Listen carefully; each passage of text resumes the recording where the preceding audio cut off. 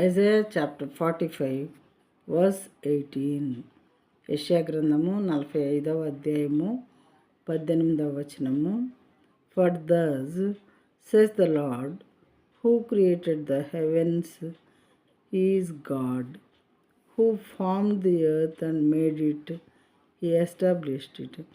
He did not create it empty, he formed it to be inhabited.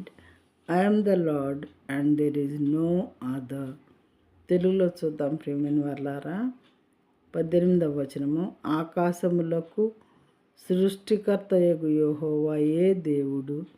చాలా క్లియర్గా రాయబడి ఉన్నది ప్రియమైన వారలారా.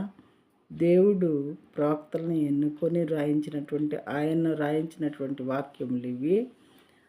ఆకాశములకు సృష్టికర్తయగు యెహోవాయే దేవుడు. మరి వేరే ఎవరైనా అనుకుంటారేమని చాలా క్లియర్గా రాయించారు.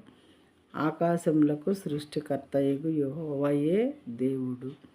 ఆయన భూమిని కలుగ చేసి దాన్ని సిద్ధపరచి స్థిరపరచెను. నిరాకారముగా ఉండునట్లు ఆయన దాన్ని సృజింపలేదు, నివాస స్థలమగునట్లుగా దాన్ని సృజించెను. ఆయన సెలవిచ్చినదేమనగా, యెహోవాను నేనే, మరి ఏ దేవుడునూ లేడు. మనకి ఇష్టమైతే నమ్మొచ్చు, ఇష్టం లేకపోతే నమ్మనవసరం లేదు. కానీ ఇక్కడ దేవుడు వాస్తవం రాయించి ఉంచారు మానవులమైన మనకు తెలియటం కోసం.